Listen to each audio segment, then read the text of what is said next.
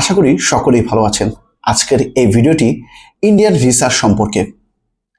বর্তমানে বাংলাদেশের সবচেয়ে চাহিদামূলক একটি ভিসা এবং সবচেয়ে দামি যদি বলি ভিসা কোনো, সেটা হচ্ছে ইন্ডিয়ান ভিসা। আপনারা কথাটা শুনলে অবাক হবেন, বা অবাক হওয়ারও আসলে কিছু নেই, এটাই বাস্তব। সেটা হচ্ছে বর্তমানে মানুষ 10,000 টাকা, 20,000 টাকা, 50, এমনকি 1 থেকে 2 লাখ টাকা খরচ করেও ইন্ডিয়ান ভিসা পাচ্ছে বা ইন্ডিয়ান ভিসা পাওয়ার জন্য খরচ করছে, এবং এটাই কিন্তু সত্যি বাস্তব। ভাবলেও অবাক লাগে, কিছুদিন আগে বা বছরখানেক আগে যারা এই ইন্ডিয়ান ভিসাকে বয়কট করেছিল, আজ তাদের মতনই কিছু মানুষের কারণে এই ভিসার চাহিদা কিন্তু তুঙ্গে চলে গেছে। এবং এটার উপরে ডিপেন্ড করে বর্তমানে দালাল চক্র, কন্ট্রাক্ট ভিসা এবং ভিসা স্লট বাণিজ্যও কিন্তু চালু হয়ে গেছে, যার কারণে মানুষ হাজার হাজার লাখ লাখ টাকাও কিন্তু যাচ্ছে এই ভারতীয় ভিসা পেতে। তো বিশ্বাস করবেন কিনা, সিঙ্গাপুর ভিসা যেখানে 7,000 টাকা বা কম বেশি লাগে, মালয়েশিয়া ভিসা 4,500 থেকে 5,000, বিভিন্ন এজেন্সি বিভিন্ন প্রাইস নেয়। তারপর থাইল্যান্ড 6,000 বা 6,500 বা 5,800-তে ভিসা পাওয়া যাচ্ছে। সেখানে ইন্ডিয়ান একটা মেডিকেল ভিসা সাধারণভাবে স্লট নিতে খরচ পড়ছে 10,000 টাকা। তাও প্রায় 1 মাসের উপর সময় লেগে যায়। কেউ 2 দিনে পায়, কেউ 5 দিনে পায়, আবার কেউ 1 মাস পরে। বেশিরভাগই মানুষ 1 মাস পার হয়ে যাচ্ছে ডেট তাদের, শুধুমাত্র স্লট পেতে, জমা দেওয়ার জন্য। মানে ফাইলপত্র গুছিয়ে আপনি এম্বাসিতে গিয়ে ফাইল জমা দিবেন, এইটা ডেট নেওয়ার জন্য 10 থেকে 12,000 খরচ যাচ্ছে, প্লাস হচ্ছে 1 মাস পার হয়ে যাচ্ছে। ভাবতেই অবাক লাগে, তাই না? তো আজকের এই ভিডিওটি এই সম্পর্কে, যে ভারতীয় ভিসা পেতে এত সময় লাগছে কেন, এত টাকা দেওয়ার পরও কেন স্লট পাচ্ছি না আমরা, বা এই স্লট বাণিজ্য বা যারা প্রতারণার শিকার হচ্ছেন কন্ট্রাক্ট ভিসায়, তাদের জন্য কিন্তু আমি একটা সাজেশন দিয়ে দিব এই ভিডিওটির মাধ্যমে। সো ভিডিওটি শেষ পর্যন্ত দেখার চেষ্টা করবেন, এবং যারা ভবিষ্যতে ভারতীয় ভিসা করার চিন্তা করছেন আগামীতে, বা যারা এখন বর্তমানে করতে যাচ্ছেন, তারাও একটা সুন্দর আইডিয়া কিন্তু পেয়ে যাবেন আমার এই ভিডিও থেকে। তো ভিউয়ার্স, চলুন মূল ভিডিওটি শুরু করা যায়। ভিডিওর শুরুতে যদি আমি বলি যে ভারতীয় ভিসার এখন বর্তমানে এত ডিমান্ড কেন, তো এক কথাই যদি বলতে যাই, সেটা হচ্ছে কি কস্ট, খরচ কমানোর জন্য। অ্যাকচুয়ালি এখন প্রায় 1.5 বছর ধরে কিন্তু ভারতীয় ট্যুরিস্ট ভিসা বন্ধ আছে, যেখানে মানুষ আগে মাত্র 500 থেকে 1,000 টাকা খরচ করলে এক দেশ থেকে অন্য দেশে যেতে পারতো। মানে বাংলাদেশ থেকে ভারতের মতন দেশে যেতে পারতো, ঘোরার জন্য হোক, শপিং পারপাস হোক, বা মেডিকেল পারপাস হোক, যে কোনো পারপাসে। কোনো ইয়ার ইউজ করতে হতো না, জাস্ট বাই রোডে যেতে পারতো। সেখানে ইন্ডিয়ান ভিসা বন্ধ হয়ে যাওয়ার কারণে বাইরের দেশে কিন্তু মানুষ মুভ করতে পারছে না। যে দেশে প্ল্যান করে ভ্রমণ করবে, সেই ক্ষেত্রে যদি বাইরে ধরুন যে সিঙ্গাপুর যাবে, কেউ মালয়েশিয়া বা থাইল্যান্ড যাবে, এক তো ভিসা জটিলতা, ভিসা পায় না, সবসময় সবার প্রপার ডকুমেন্টস থাকে না। আবার দ্বিতীয়ত প্লেন ফেয়ার অনেক বেশি। থাইল্যান্ডে যেতে গেলে এখন বর্তমানে 40,000 টাকা, নেপালে যেতে গেলেও এখন 38 থেকে 40,000 টাকা প্লেন ফেয়ার লাগতেছে। শ্রীলঙ্কাতে ট্রানজিট ফ্লাইটেও 52,000 টাকা লেগে যায়, আর ডাইরেক্ট ফ্লাইটে গেলে তো 70,000-এরও বেশি টাকা।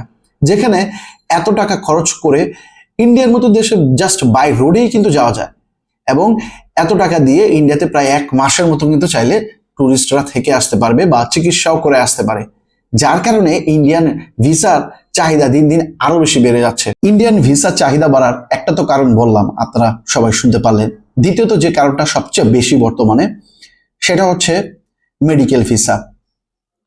আগে যখন ইন্ডিয়ান ট্যুরিস্ট ভিসা চালু ছিল, সবাই ভ্রমণও করতে যেত, আবার ভ্রমণের পাশাপাশি কিন্তু মেডিকেল বা ট্রিটমেন্ট করে আসতে পারতো, যেখানে বাংলাদেশের মতনই খরচ যেত বা বাংলাদেশ থেকে কম বেশি খরচ যেত। আর ইন্ডিয়া যেহেতু এত বড় একটা দেশ, এত উন্নত একটা দেশ, তাদের মেডিকেল সার্ভিসটাও তারা ভালো পেত।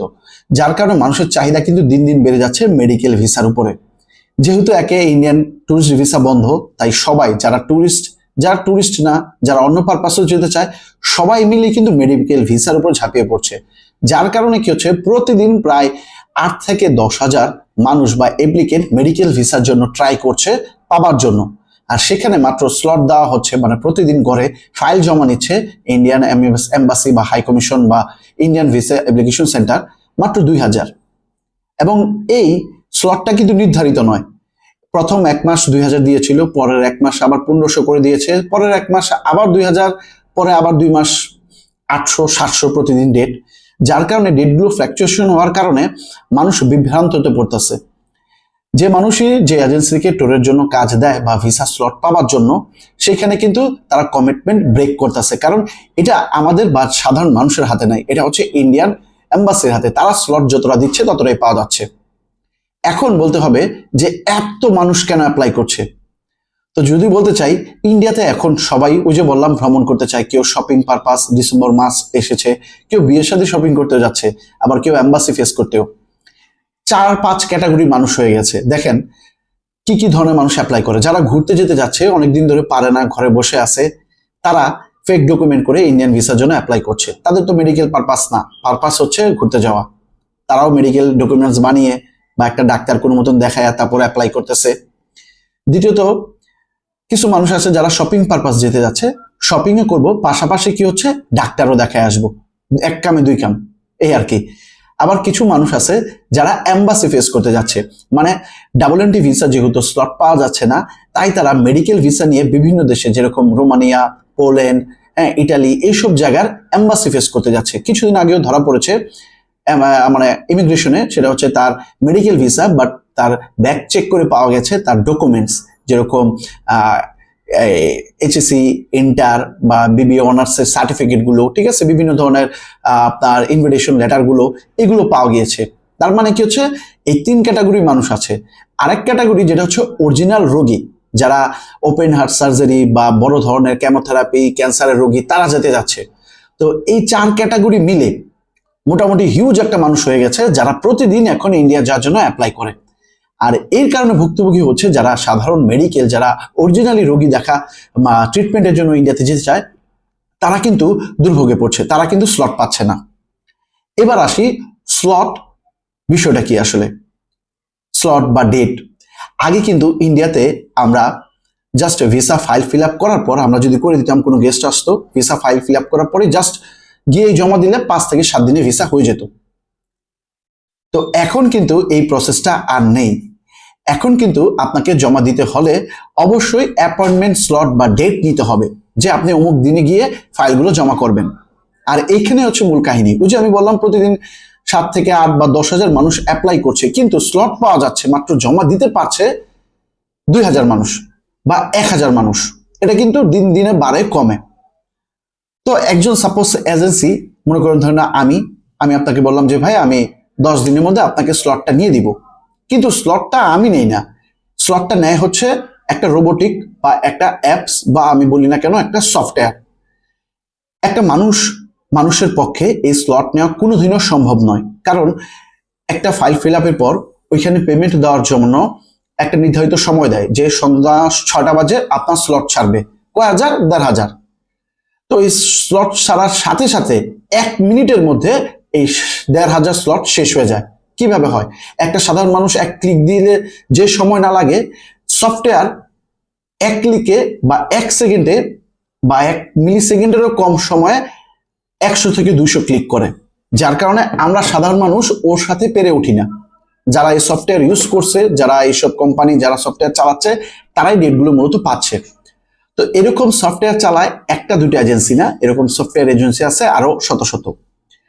তো যেহেতু মনে করেন যে ডেটগুলো উঠে সফটওয়্যারের মাধ্যমে, কোনো মানুষ উঠায় না, যার কারণে এই ডেটের কোনো নিশ্চয়তা নেই। 20 দিনও লাগে, 25 দিনও লাগে, আবার কারো 1 মাসও সময় লেগে যাচ্ছে, কারণ সফটওয়্যারের মাইপেসে পড়ে যাচ্ছে। এখন আসি যে সফটওয়্যারটা কিভাবে কাজ করে।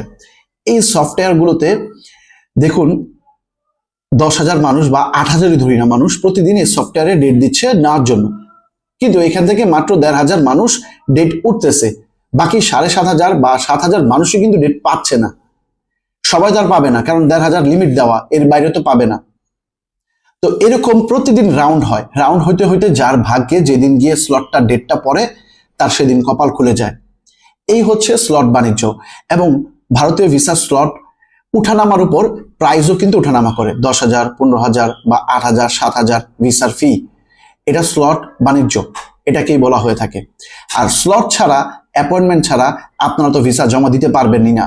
আর যেহেতু সাধারণ মানুষের পক্ষে এই স্লট নেওয়া সম্ভব নয়, আমি, আপনি, আপনারা যারা মানুষ, আমরা পারবো না। এটা যেহেতু একটা সফটওয়্যার চালায়, তার মাধ্যমে নিতে হয়, যার কারণে আমরা তার কাছে বাধ্য টাকা দিতে, এবং টাকা দিয়েই কিন্তু সফটওয়্যার চালু করে তারপর স্লটটা নিতে হচ্ছে। এই হচ্ছে সফটওয়্যারের কাহিনী। এবার আসেন, অনেকেই আছে যে 10,000 20,000 বললাম না, 30,000 টাকা পর্যন্ত সফটওয়্যার পিছনে খরচ করতে চায় যে আমার ফাইলটা একটু আগে করে দেন, আমার লাগলে 10,000 টাকা বেশি নেন, আমার রোগীটা খুবই ইমার্জেন্সি।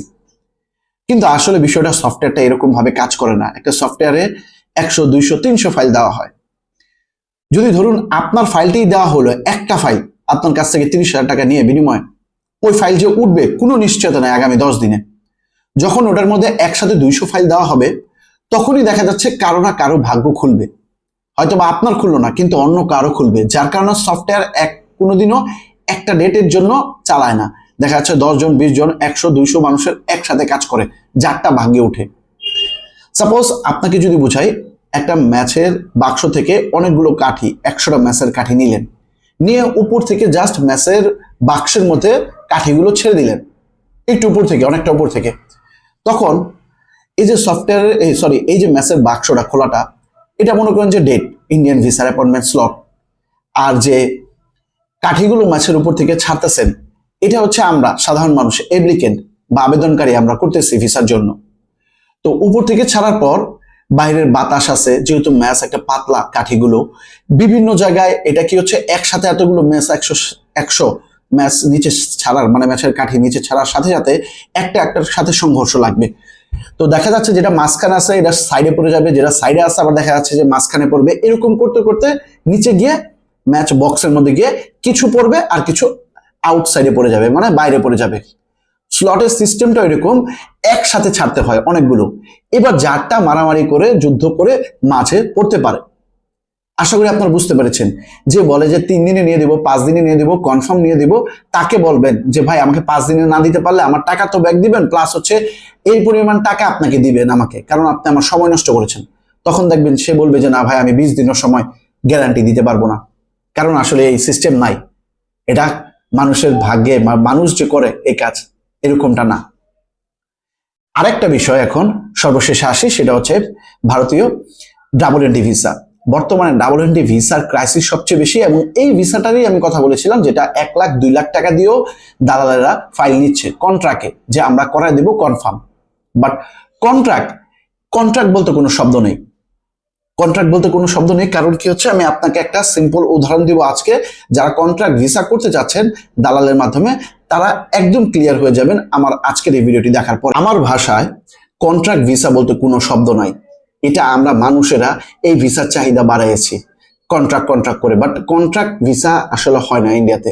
আমি আমার মত থেকে বললাম, বিকজ একটা আপনাকে সুন্দর ধারণা দিয়ে দিই, আপনারা যারা বুঝেন মানুষ তারা ঠিকই বুঝতে পারবেন। ধরুন যে কন্ট্রাক্ট ভিসা আসলে একটা হচ্ছে গেম খেলা মানে হচ্ছে একসাথে 10টা 12টা ফাইল নেওয়া, ফাইল নিয়ে ফাইলগুলো সাজিয়ে সাবমিট করা। যদি কপালে লেগে যায় তাহলে 2 লাখ একটা ফাইল থেকে, আর যদি না লাগে বাকি ফাইল ফেরত দেওয়া। এটা হচ্ছে কন্ট্রাক্ট ভিসা সিস্টেম। এখন আপনাকে আমি সাপোজ বুঝাই, এইটা হচ্ছে একটা ফাইল। এই কলমটা ধরেন, এই কলমটা একটা পরিপূর্ণ ফাইল, মানে এর ব্যাংক স্টেটমেন্ট আছে, এর যাবতীয় ডকুমেন্টস আছে, ভিসা অফার লেটার আছে, দিল্লি এম্বাসি ফেস করবে যে লেটার আছে, প্লাস হচ্ছে ব্যাংক ডকুমেন্টস, তারপর বর্তমানে বাংলাদেশে কি করে, জব হোল্ডার কিনা, বিজনেস কিনা, ট্রেড লাইসেন্স সব ওকে আছে। তো ও এতটাই পরিপূর্ণ, ওর সাইজ হচ্ছে এত বড়, ঠিক আছে। তো এখন কন্ট্রাক্ট ভিসার আমি হিসাবটা বলতেছি, এই ভিসাটা যদি আমি হাতে নেই, আমি মোটামুটি শিওর যে ও ভিসা পাবে, কারণ ওর ফাইল পরিপূর্ণ, একদম সব অ্যাকুরেট আছে সবকিছু। তো এই ভিসা কাজটা নিলে কিন্তু আমি জানি যে এই ছেলেরা ভিসা পাবে। আপনিও জানেন পারবেন যখন আপনার সব ডকুমেন্টস ওকে থাকে। তো আমি কি করলাম, এই ভিসাটা নিলাম, এটা ভিসা আর এটা হচ্ছে বক্স, আমি সাবমিট করলাম। এখানে লাগতে পারলে ভিসাটা হয়ে যাবে। তো আমি কিন্তু এখানে থ্রো করলে এটা কিন্তু ইজিলি লেগে যাবে, যত দূর থেকে থ্রো করি। এইভাবে যদি আমি থ্রো করি, এই একটা ডান্ডির মধ্যে কিন্তু সুন্দরভাবে লেগে যাবে। দেখেন, এটা হচ্ছে কি পরিপূর্ণ কাগজের ক্ষেত্রে। বাট কন্ট্রাক্ট ভিসা কারা করতে চায়, কনফার্ম কারা চায়, যাদের এই পরিপূর্ণ কাগজগুলো থাকে না, তারা এই কন্ট্রাক্ট ভিসা 1 লাখ 2 লাখ টাকা দিয়েও করতে চায় এবং দালালের চক্রে পড়ে। তখন দালাল কিভাবে তাদের ব্রেন ওয়াশ করে বা কিভাবে কাজগুলো করে সেটা আমি আপনাকে বলছি। এটা তো পরিপূর্ণ ফাইল ছিল এইভাবে লেন্থে বা দৈর্ঘ্যেতে। এবার এইভাবে ধরলাম কলমটা আমার, দেখেন এটা হচ্ছে একটা ভিসা, যে ভিসার কোনো পরিপূর্ণতা নাই, শুধুমাত্র পাসপোর্ট আছে, ছবি আছে, এবং কিছু ডকুমেন্টস আছে। তো এই ভিসার পরিপূর্ণতা দেয় হচ্ছে একটা দালাল বা যারা কন্ট্রাক্টে কাজ করে, তারা এই ভিসার জন্য ব্যাংক স্টেটমেন্ট তৈরি করে, অফার লেটার তৈরি করে, সবকিছু করে এই মুখখাটা সরাই ফেললাম কলম থেকে, এই এতটুকু ফাইল ফিল আপ করে। আবার কিছু কিছু দালাল পুরোটাই পরিপূর্ণ ডকুমেন্টস দিয়ে করে ফেলে, ঠিক আছে। তো করার পরও কি হচ্ছে, এটা তো অরিজিনাল না যেহেতু, তাহলে কি হচ্ছে, এটার দৈর্ঘ্যটা হবে হচ্ছে এই এতটুকু কলমের মতো। তখন এই দৈর্ঘ্যটা এতটুকু থেকে কমে এই পর্যন্ত চলে আসে এক একটা ভিসা। তখন দালালেরা কি করে, এইরকম কলমের মুখখার সাইজের একটা ভিসা, তো এরকম একটা, দুইটা, তিনটা, চারটা, পাঁচটা ভিসা, ছয়টা ভিসা, সাতটা ভিসা, 8-9টা মানুষের কাছ থেকে কালেক্ট করে ভিসাগুলো, পরিপূর্ণ ডকুমেন্টস তারা বানিয়ে তারপর কি করে সাবমিট করে। এখন এই যে আমার হাতে দেখতে পাচ্ছেন কলমের মুখখাটা, এটা যদি আমি প্রথম ভিসাটা যেটা পরিপূর্ণ, এটা যদি আমি এইভাবে মারতাম লেগে যাইতো। বাট যখন আমি এই একটা মুখা আমি মারবো তখন কিন্তু এটা জায়গা মতন লাগবে না।